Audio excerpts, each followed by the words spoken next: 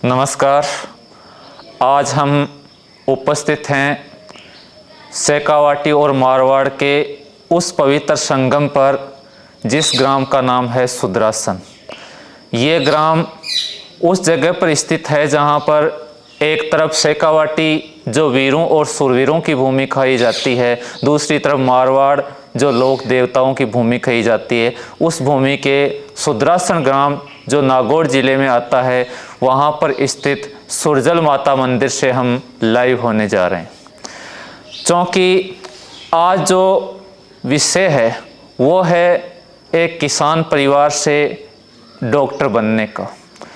हमारे साथ में उपस्थित हैं आदरणीय टोडरमल जी बुगालिया, जो वैसे तो पेशे से निजी विद्यालय में शिक्षक भी हैं और किसान परिवार से संबंधित हैं, और उनकी सुपुत्री कोमल बुगालिया जो अभी हाल ही में डॉक्टर बनने जा रही है। क्योंकि कोई ज़माना ऐसा था जब कहा जाता था कि किसान ज़मीन से अनाज का उत्पादन करके देश और दुनिया का पेट भरता है। उस समय ये माना जाता था कि किसान परिवार का काम केवल दुनिया के लिए अनाज का उत्पादन करना है। फिर एक समय आया जब उस समय के दौर में ये माना जाता था कि किसान परिवार के बेटे और बेटियां पुलिस और फौज के अंदर जाया करती है। केवल उनका उद्देश्य पुलिस और फौज के अंदर ही माना जाता था। लेकिन अब ज़माना परिवर्तित हो रहा है। अब जिस प्रकार से किसान अपनी ज़मीन को चीर करके अनाज का उत्पादन करता है, उसी प्रकार से किसान के बेटे भी कड़ी मेहनत के बाद में डॉक्टर, IITN, IAS बनते हैं। ऐसे ही हम परिवार से आपको मुखातिब करवाने जा रहे हैं। तो ये है हमारे टोडरमल जी बुगालिया, जो इसी ग्राम सुदरासन के निवासी हैं और काफ़ी लंबे समय से, मैं ये कहूँ तो लगभग 10 साल पहले से मेरे साथ में सेवाएं भी दे चुके हैं निजी विद्यालय के अंदर, और अभी भी ये निजी विद्यालय में सेवाएं दे रहे हैं। इनकी सुपुत्री कोमल बुगालिया, जो उस बचपन में जब मुझे याद आता है 7वीं और 8वीं कक्षा के अंदर, उस ज़माने में भी मेरी स्टूडेंट रही है, और वर्तमान में इस सफलता के दौर में भी हमारी स्टूडेंट रही है। अभी वर्तमान में हमारे प्रिंस एजुकेशन हब के PCP शाखा की हमारी स्टूडेंट रही है, और वहाँ से ये सेलेक्ट हुई है।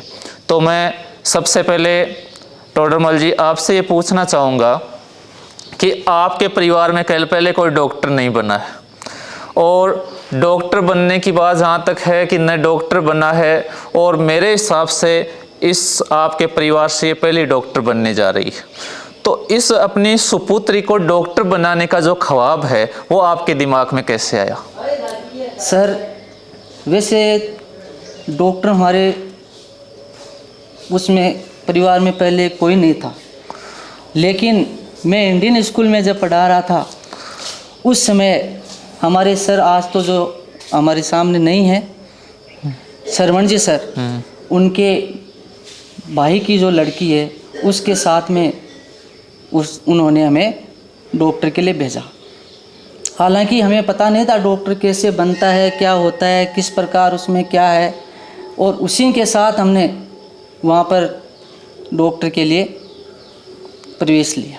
अच्छा, यानी आपका पहले से डॉक्टर का कोई प्लान नहीं था? क्योंकि आप, मेरे हिसाब से आप पहले भी ये कहते थे कि डॉक्टर और IITN तो बहुत बड़े परिवारों से बनते हैं। बिल्कुल। जब आप मेरे साथ में कार्य भी करते थे उस समय भी अपन चर्चाएं करते थे, तो डॉक्टर IITN बनाने का सपना तो अपन बहुत दूर का सपना मानता था। सोचा ही नहीं था ऐसा कभी भी कि वह हम ऐसा कर सकेंगे। तो एक समय ये था जब आदरणीय टोडरमल जी बुगालिया खुद कंपटीशन की तैयारी करते थे, तो ये रीट की मेरिट लिस्ट देखते थे कि रीट की मेरिट कितने पर छूटेगी, और आज ये इनकी सुपुत्री जब डॉक्टर बनने जा रही है तो ये नीट की मेरिट लिस्ट देखने लगे हैं। यानी ये रीट से नीट में जो परिवर्तन आया है, आपने खुद रीट की मेरिट लिस्ट देखी और अपनी बच्ची की नीट के अंदर मेरिट लिस्ट देखी। आप भले ही सरकारी सेवा में अभी सक्सेस नहीं हुए हो, लेकिन अपनी बच्ची को डॉक्टर बनाने जा रहे हैं। तो ये जो आपको इस समय जब बच्ची डॉक्टर बनने जा रही है, तो इन खुशियों के पलों को आप कैसे व्यक्त करना चाहेंगे? इस खुशियों के पलों को कैसे कहूँ कि मेरे लिए शब्द भी नहीं है मुझे ऐसा हो गया कि मैंने कभी ये सोचा भी नहीं था कि हम इस स्थान पर पहुंच जाएंगे। तो इन खुशियों का अब मेरे लिए तो बहुत ठिकाना ही नहीं है। और मुझे बहुत बड़ी खुशी हो रही है कि वास्तव में मैंने कभी ऐसा नहीं सोचा था कि मैं इस स्थान पर अपने बच्चों को पहुंचा दूंगा। अब मुझे ऐसा फील हो रहा है कि वास्तव में मेहनत यदि हम करते हैं तो अवश्य उस स्थान तक, उस सफलता तक हम पहुंच सकते हैं। धन्यवाद। ऐसा मुझे महसूस हो रहा है। अब मैं मुखातिब करवाना चाहूँगा कोमल बुगालिया से, जो टोडरमल जी की सुपुत्री है और देश और दुनिया के सबसे बेहतरीन संस्थानों में शामिल प्रिंस एजुकेशन हब के पीसीपी शाखा की ये स्टूडेंट रही है। पीसीपी से इन्होंने नीट की तैयारी की है। नीट की तैयारी करने के बाद में इसका अभी सिलेक्शन नीट 2022 के अंदर हो रहा है और मेडिकल कॉलेज का दरवाज़ा ये खटखटा रही है। तो मैं कोमल आपसे जानना चाहूँगा कि जहाँ तक आप जिस समय 7वीं और 8वीं कक्षा में पढ़ रही थी, उस समय भी हालांकि आप पढ़ाई में शुरुआत से ब्रिलियंट रही है, एक ब्रिलियंट स्टूडेंट के रूप में आपको जाना जाता था, लेकिन उस समय आपने कभी डॉक्टर बनने की बात ही नहीं करती थी। उस समय जब आपसे पूछते थे कि आप आगे क्या करेंगे तो उन्होंने कहते थे कि समय के बाद देखा जाएगा। तो अब आप ये एक लाइन मुझे याद है उस समय की कि समय के साथ में देखा जाएगा। तो ये समय के साथ में जो देखने की श्रृंखला है, अब समय ने अपने आप करवट ली है और आप मेडिकल कॉलेज के अंदर प्रवेश करने जा रहे हैं। आप ये बताइए कि जिस प्रकार से आप मेडिकल कॉलेज में प्रवेश करने जा रहे हैं, जो आपका पहले ख्वाब नहीं था लेकिन बाद में ये ख्वाब बना, और अब आप मेडिकल कॉलेज में जिस प्रकार से जा रहे हैं तो इस ख्वाब आपका पूरा हो रहा है, आपका सपना पूरा हो रहा है। इन पलों को आप कैसे व्यक्त करना चाहेंगे, क्या कहना चाहेंगे इन पलों पर?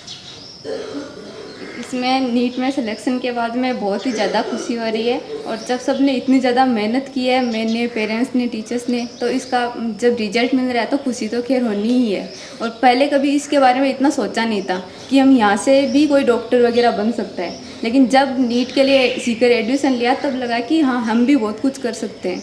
और तब से ये सपना बना और उसके बाद में इसके लिए तैयारी की। तो बस उसके लिए तैयारी की। अब आप से मैं दूसरा सवाल ये करना चाहूँगा, आप प्रिंस एजुकेशन हब के पीसीपी शाखा की स्टूडेंट रही है। पीसीपी सीकर से आपने तैयारी करके और ये मुकाम, जो सफलता का मुकाम हासिल किया है। इस अवसर पर मैं आपसे जानना चाहता हूँ कि पूरे साल में जो आपने प्रिंस परिवार का सिस्टम देखा, पीसीपी परिवार का सिस्टम देखा, उस सिस्टम के बारे में आप क्या कहना चाहेंगी? पीसीपी का सिस्टम अदर कोचिंग से भी बहुत अलग था। वहाँ पे हमने जाके पहले विजिट किया तो देखा कि वहाँ का डिसिप्लिन है, वहाँ पे टीचर से मिले, वहाँ के मैनेजमेंट से मिले और वहाँ का जो माहौल देखा तो वो बहुत अच्छा लगा। हमने उसी दिन वहाँ पे एडमिशन ले लिया। और वहाँ पे पढ़ाई का तरीका भी अलग होता है। वहाँ पे जैसे 6-7 घंटे की क्लास हुई तो उसके बाद में ये नहीं होता कि अब आप फ्री हो गए कुछ भी करो। उसके बाद में सेल्फ स्टडी के लिए अलग से रूम अवेलेबल होता है और पूरा दिन का शेड्यूल अपन को दिया जाता है, सुबह 6 से लेकर रात को 11:30 बजे तक का। तो पूरे दिन हम कोचिंग में रह के पढ़ सकते हैं और वहाँ पे पढ़ाई का एक बहुत ही अच्छा माहौल बनता है, जिससे मेरी पढ़ाई में सिलेक्शन में बहुत ज़्यादा हेल्प मिली। बिल्कुल आप सही कह रहे हैं। जिस प्रकार से बिटिया बता रही है, प्रिंस एजुकेशन हब के पीसीपी परिवार में जिस प्रकार से आज के कोचिंग के ज़माने में बच्चों को नीट और जेईई की कोचिंग करने के लिए जो बच्चे जाते हैं, अधिकतर कोचिंग का शेड्यूल ये होता है कि 4 से 5 घंटे क्लास के बाद में बच्चों को फ्री कर दिया जाता है। लेकिन जिस प्रकार से गुड़िया ने बताया है कि पीसीपी परिवार में 15 से 16 घंटे का कम से कम शेड्यूल दिया जाता है, उस शेड्यूल के अकॉर्डिंग पढ़ाई करवाई जाती है। क्लास के बाद में वहाँ बैठकर सेल्फ स्टडी हो, चाहे डाउट्स क्लास हो, चाहे अपने वीडियो लाइब्रेरी हो। कहने का मतलब मॉर्निंग में 6 बजे से लेकर के रात को 11 से 11:30 बजे तक जो सिस्टम काम करता है, उसी का नतीजा है कि कोमल के बहुत सारे साथीगण बॉयज़ और गर्ल्स काफ़ी सेलेक्ट हुए हैं। तो मैं अब दूसरा सवाल आपसे करना चाहूँगा कि प्रिंस परिवार के इस पीसीपी में 2657 स्टूडेंट अध्ययनरत थे और उसमें से 600 से अधिक बच्चे डॉक्टर बनने जा रहे हैं। आपके 600 से अधिक साथी डॉक्टर बनने जा रहे हैं। और मेरे हिसाब से अगर किसी भी कोचिंग इंस्टीट्यूट का अगर रिकॉर्ड देखें तो 2022 में इससे बेहतरीन रिजल्ट नहीं मिलेगा। तो अब मैं आपसे जानना चाहूँगा कि आपने जो पीसीपी परिवार का सिलेक्शन किया था, अब तो आप रिजल्ट आ गया, लेकिन रिजल्ट से पहले जब आपने उस समय सिलेक्शन किया था तो पीसीपी परिवार का सिलेक्शन ही आपने क्यों किया था? उस समय क्या प्लान था? क्योंकि पीसीपी में एक तो हर एक बच्चे का इंडिविजुअल हर एक बच्चे का ध्यान रखा जाता है। ये नहीं है कि बहुत ज़्यादा भीड़ भाड़ वाला माहौल है तो वहाँ पे हर बच्चे का ध्यान नहीं दिया जाता। तो हर एक की प्रॉब्लम सॉल्व की जाती है और नॉन टीचिंग स्टाफ है, काउंसलर, टीचर, सब हर एक अपनी प्रॉब्लम का सॉल्यूशन करते हैं और सब बच्चों का पढ़ाई का पूरा प्लान दिया जाता है। तो जिसका यदि वहाँ पे ना भी मन करे पढ़ने का तो भी बाकियों को देख के पढ़ने का मन होता है, तो उससे एक अच्छा माहौल बनता है वहाँ पे पढ़ने का, जिससे वहाँ की सिलेक्शन रेट सबसे ज़्यादा होती है। बिल्कुल। अब मैं टोडरमल जी से मुखातिब होना चाहूँगा। किसी ने सही कहा है कि हीरे की पहचान सिर्फ जोर ही कर सकता है। बिल्कुल सर। और ये माना जाता है कि प्राइवेट स्कूल में पढ़ाने वाले टीचर्स के लिए माना जाता है कि प्राइवेट स्कूल में पढ़ाने वाला टीचर किसी भी अपने बच्चों के लिए कौन सा इंस्टीट्यूट बेहतर है उसकी पहचान आसानी से कर सकता है। और मेरे हिसाब से प्राइवेट स्कूल में पढ़ाने वाला टीचर जो पहचान कर सकता है वैसी पहचान कोई नहीं कर सकता। तो आपने सीकर में और राजस्थान के अंदर इतने बेहतरीन विकल्प और भी आप होंगे या नहीं होंगे, लेकिन उन विकल्पों को आपने देखा भी होगा। उन विकल्पों को देखने के बाद में आपने अपने हिसाब से सर्वश्रेष्ठ विकल्प पीसीपी का चयन किया। तो मैं आपसे जानना चाहूँगा कि आपने किस आधार पर अपनी बच्ची के लिए कैरियर के लिए अपनी बच्ची के कैरियर के लिए आपने पीसीपी का चयन किया? सर पीसीबी में मैंने कई बार एड वगैरह ये देखे अच्छी तरह से, और पिछली बार जब उन बच्चों का सिलेक्शन हुआ था तो उन्हें कई तरह से उनको सम्मानित किया गया था। उस समय मेरे को बहुत अच्छा लगा। फिर मैंने पीसीबी में जाकर के और वहाँ का माहौल देखा, बच्ची को साथ में ले गया और वहाँ का सब कुछ देखा, टीचरों से मिला और सबसे मिला, और वहाँ का शांत वातावरण, एकांत वातावरण देख करके और पूरी सुविधा देख करके और मुझे ऐसा लगा कि अपने बच्चे को तो यहीं एडमिशन दिलाएं। उस एडमिशन दिलाने के बाद में यह मैंने महसूस किया कि मेरी बच्ची जब तक वहाँ पर कोचिंग क्लास लेती रही तब तक एकदम सुख शांति से रही। मेरे किसी प्रकार की प्रॉब्लम नहीं हुई थी और मैं फ़ोन से संपर्क करता, मुझे वहाँ पर जाने की भी ज़्यादा ज़रूरत नहीं मिली थी। और फिर आप जैसे लोग वहाँ पर थे तो मेरे टेंशन भी नहीं था कि भाई सुरेंद्र जी सर है और बलबीर जी सर है और हमारे सर है वहाँ पर, तो मेरे किसी प्रकार का टेंशन नहीं था। और वहाँ की पढ़ाई देख करके और मुझे बहुत ही अच्छा लगा कि वास्तव में यदि एडमिशन करवाना है या नीट आईआईटी जो भी करनी है तो वो पीसीबी के नीचे नीचे है सब। बिल्कुल। तो मैंने अब जैसा कि अभी टोडरमल जी कह रहे थे कि यहाँ से इनको बार बार जा कर के और बच्ची का देखने की ज़रूरत नहीं पड़ी, बिल्कुल नहीं थी, क्योंकि आप ये बात अच्छी तरह से जानते हैं कि जिस प्रकार से सारी की सारी सूचनाएं आपके मोबाइल पर रहती थी, तो आप मोबाइल पर जब मोबाइल का ऐप देखते थे पीसीपी का, तो मेरे हिसाब से आपको संतुष्टि हो जाती होगी कि सारा का सारा पीसीपी का जो रिकॉर्ड है, जो अपनी बच्ची का रिकॉर्ड है, जो अटेंडेंस का रिकॉर्ड है, जो अपने टेस्ट का रिकॉर्ड है, वो सारा का सारा अपने मोबाइल पर है। तो आप ये सोचते होंगे कि आने जाने की ज़रूरत ही क्या पड़ती है? ज़रूरत ही नहीं है। लेकिन दूसरी बात यह थी सर कि जब भी बच्ची से पूछा जाए तो बच्ची लगभग समय पर वो कोचिंग के अंदर ही रहती थी, इसलिए इससे ज़्यादा बेहतरीन सुविधा क्या हो सकती है? यानी जो आपने पहले सपना नहीं सोचा था, कई बार क्या होता है कि बच्चे का बचपन का सपना होता है कि मुझे ये करना है, लेकिन कई बार क्या होता है कि सपना बाद में बनता है कि हमें ये करना है।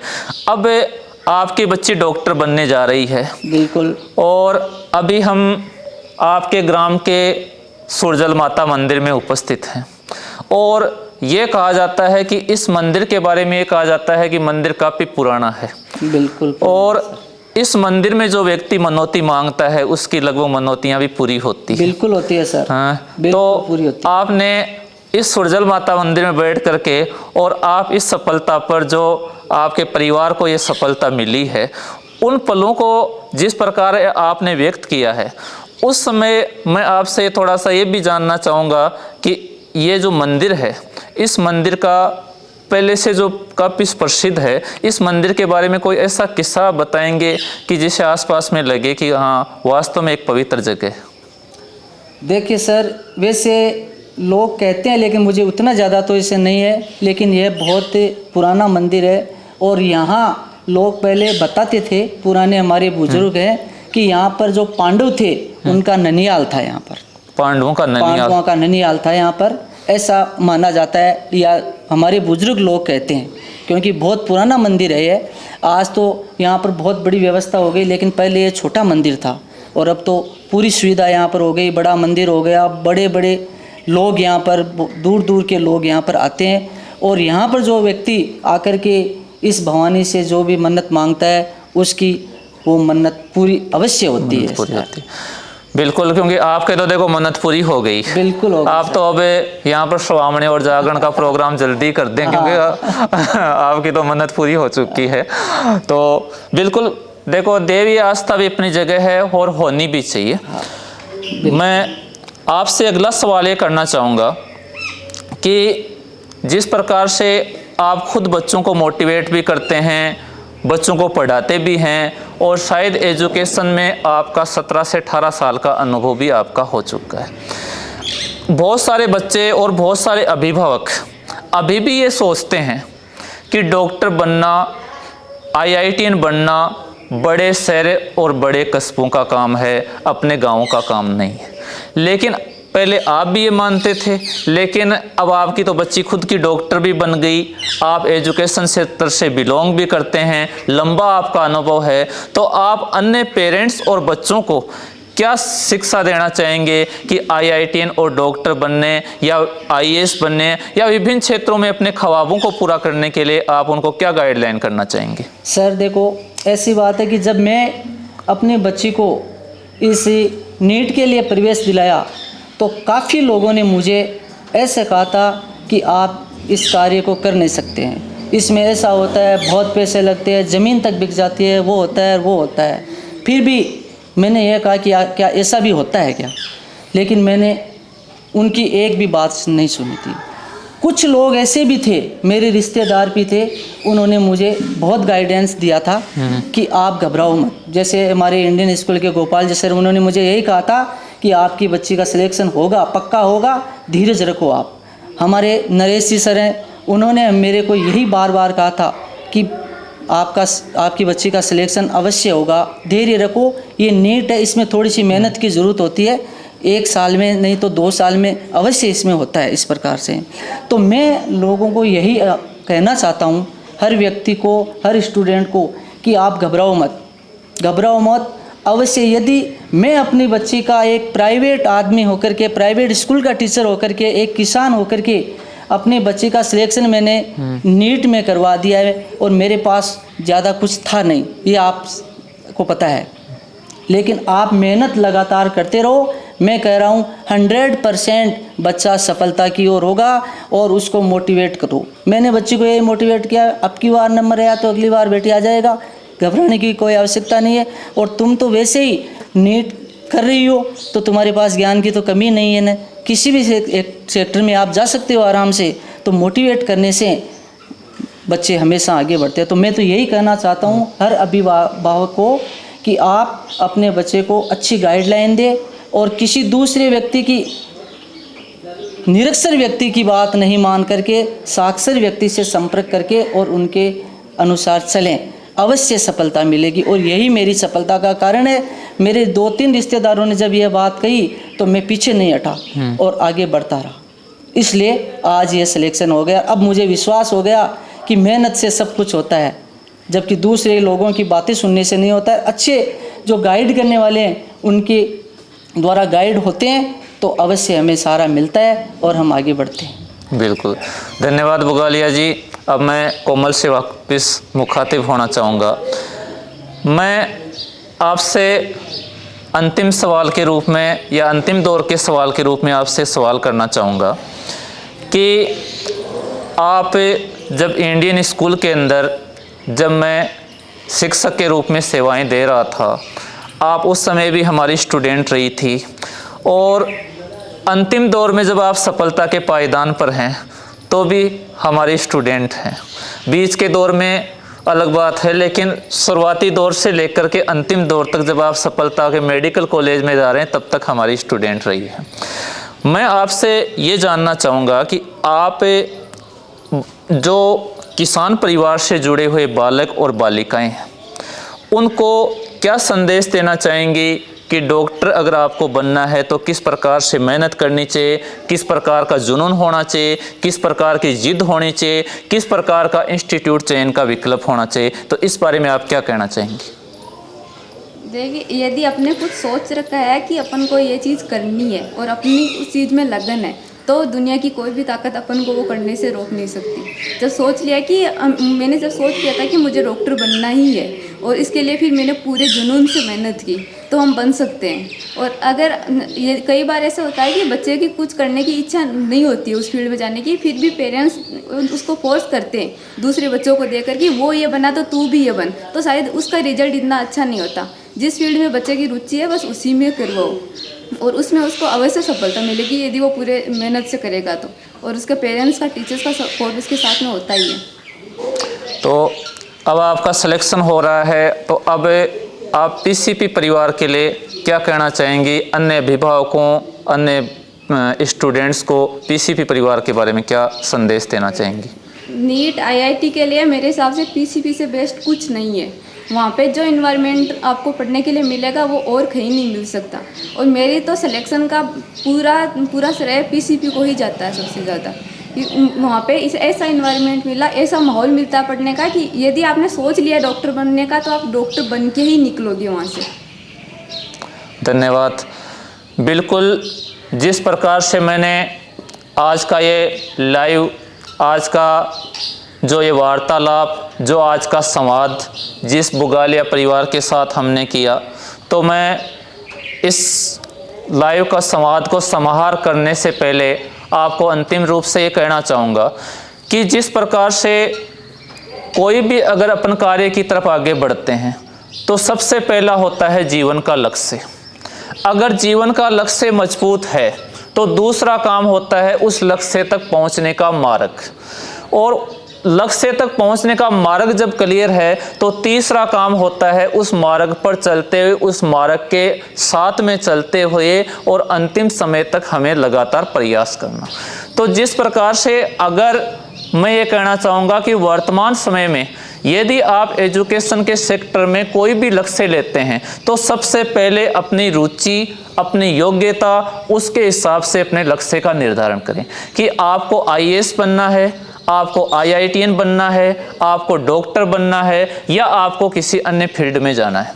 उसके बाद में दूसरी चीज़ होती है लक्ष्य निर्धारण के बाद में कि उस लक्ष्य तक पहुंचने का मार्ग क्या है, किसके माध्यम से अपन लक्ष्य तक पहुंच सकते हैं। क्योंकि अपन कई बार देखते हैं कि जहां हमें कहीं पर जाना है तो अपन साधन के लिए उसी प्रकार से तलाश करते हैं जिस प्रकार का मार्ग होता है। और वर्तमान समय में जो इस भारत के टॉप इंस्टीट्यूट में शामिल प्रिंस एजुकेशन हब में अगर आप आईआईटीएन की तैयारी करना चाहते हैं तो आईआईटीएन के लिए इससे बेहतर ऑप्शन नहीं है। आप अगर डॉक्टर बनने की तैयारी करना चाहते हैं तो यहाँ से बेहतर ऑप्शन नहीं है। यदि आप आईएएस बनने की तैयारी भी करना चाहते हैं तो 3 साल का कॉलेज के साथ में फाउंडेशन कोर्स, इससे बेहतर ऑप्शन नहीं है। अगर आप डिफेंस में जाना चाहते हैं तो प्रिंस डिफेंस एकेडमी से बेहतर ऑप्शन नहीं है। आप यदि एनडीए में जाना चाहते हैं तो प्रिंस एनडीए एकेडमी से बेहतर ऑप्शन नहीं है। यानी आप दुनिया के जिस भी क्षेत्र में आप जाना चाहते हैं, वर्तमान में प्रिंस एजुकेशन हब ने आप लोगों के लिए वो सुविधा उपलब्ध करवाई है